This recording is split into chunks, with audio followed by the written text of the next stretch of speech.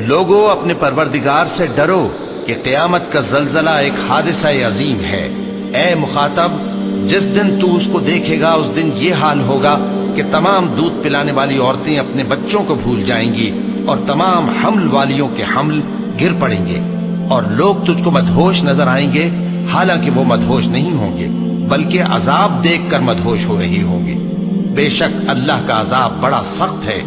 اور بعض لوگ ایسے ہیں جو اللہ کی شان میں علم کے بغیر جھگڑتے اور ہر شیطان سرکش کی پیروی کرتے ہیں، جس کے بارے میں لکھ دیا گیا ہے کہ جو اسے دوست رکھے گا تو وہ اس کو گمراہ کر دے گا اور دوزخ کے عذاب کا رستہ دکھائے گا۔ لوگو، اگر تم کو مرنے کے بعد جی اٹھنے میں کچھ شک ہو تو ہم نے تم کو پہلی بار بھی تو پیدا کیا تھا، یعنی ابتدا میں مٹی سے، پھر اس سے نطفہ بنا کر، پھر اس سے خون کا لوتھڑا بنا کر، پھر اس سے بوٹی بنا کر، جس کی بناوٹ کامل بھی ہوتی ہے اور ناقص بھی، تاکہ تم پر اپنی خالقیت ظاہر کر دیں۔ اور ہم جس کو چاہتے ہیں ایک میعاد مقرر تک پیٹ میں ٹھہرائے رکھتے ہیں، پھر تم کو بچہ بنا کر نکالتے ہیں، پھر تم جوانی کو پہنچتے ہو، اور بعض قبل از پیری مر جاتے ہیں،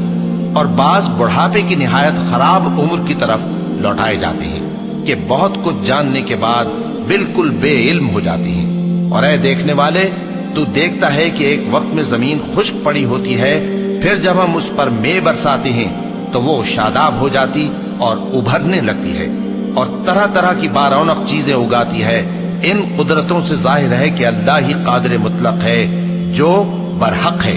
اور یہ کہ وہ مردوں کو زندہ کر دیتا ہے، اور یہ کہ وہ ہر چیز پر قدرت رکھتا ہے، اور یہ کہ قیامت آنے والی ہے اس میں کچھ شک نہیں، اور یہ کہ اللہ سب لوگوں کو جو قبروں میں ہیں جلا اٹھائے گا، اور لوگوں میں کوئی ایسا بھی ہے جو اللہ کی شان میں بغیر علم کے اور بغیر ہدایت کے اور بغیر کتاب روشن کے جھگڑتا ہے اور تکبر سے گردن موڑ لیتا ہے تاکہ لوگوں کو اللہ کے رستے سے گمراہ کر دے۔ اس کے لیے دنیا میں ذلت ہے، اور قیامت کے دن ہم اسے عذاب آتش سوزاں کا مزہ چکھائیں گے۔ اے سرکش، یہ اس کفر کی سزا ہے جو تیرے ہاتھوں نے آگے بھیجا ہے، اور اللہ اپنے بندوں پر ظلم کرنے والا نہیں۔ اور لوگوں میں بعض ایسا بھی ہے جو کنارے پر کھڑا ہو کر اللہ کی عبادت کرتا ہے، اگر اس کو کوئی دنیاوی فائدہ پہنچے تو اس کے سبب مطمئن ہو جائے، اور اگر کوئی آفت پڑے تو منہ کے بل لوٹ جائے، یعنی پھر کافر ہو جائے۔ اس نے دنیا میں بھی نقصان اٹھایا اور آخرت میں بھی،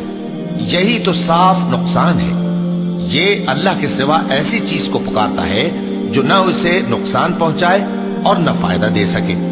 یہی تو پرلے درجے کی گمراہی ہے۔ بلکہ ایسے شخص کو پکارتا ہے جس کا نقصان فائدے سے زیادہ قریب ہے۔ ایسا دوست بھی برا اور ایسا ساتھی بھی برا۔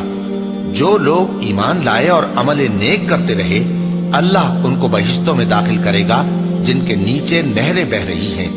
کچھ شک نہیں کہ اللہ جو چاہتا ہے کرتا ہے۔ جو شخص یہ گمان کرتا ہو کہ اللہ اس کو دنیا اور آخرت میں مدد نہیں دے گا،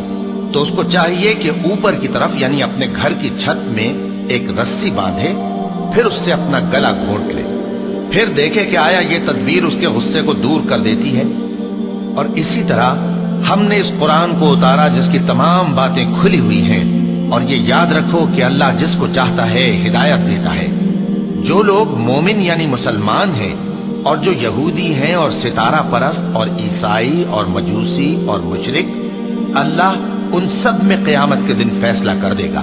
بے شک اللہ ہر چیز سے باخبر ہے۔ کیا تم نے نہیں دیکھا کہ جو مخلوق آسمانوں میں ہے اور جو زمین میں ہے، اور سورج اور چاند اور ستارے اور پہاڑ اور درخت اور چوپائے اور بہت سے انسان اللہ کو سجدہ کرتے ہیں، اور بہت سے ایسے ہیں جن پر عذاب ثابت ہو چکا ہے، اور جس شخص کو اللہ ذلیل کرے اس کو کوئی عزت دینے والا نہیں۔ بے شک اللہ جو چاہتا ہے کرتا ہے۔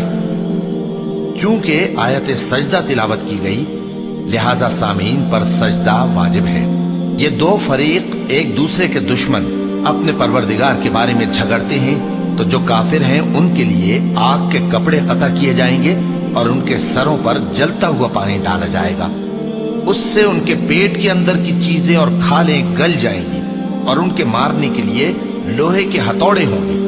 جب وہ چاہیں گے کہ اس رنج و تکلیف کی وجہ سے دوزخ سے نکل جائیں تو پھر اسی میں لوٹا دیے جائیں گے، اور کہا جائے گا کہ جلنے کے عذاب کا مزہ چکھتے رہو۔ جو لوگ ایمان لائے اور عمل نیک کرتے رہے اللہ ان کو بہشتوں میں داخل کرے گا جن کے تلے نہریں بہ رہی ہیں، وہاں ان کو سونے کے کنگن پہنائے جائیں گے اور موتی، اور وہاں ان کا لباس ریشمی ہوگا،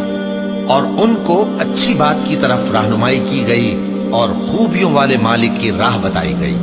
جو لوگ کافر ہیں اور لوگوں کو اللہ کے رستے سے اور مسجد حرام سے جسے ہم نے لوگوں کے لیے یکساں عبادت گاہ بنایا ہے روکتے ہیں، خواہ وہ وہاں کے رہنے والے ہوں یا باہر سے آنے والے،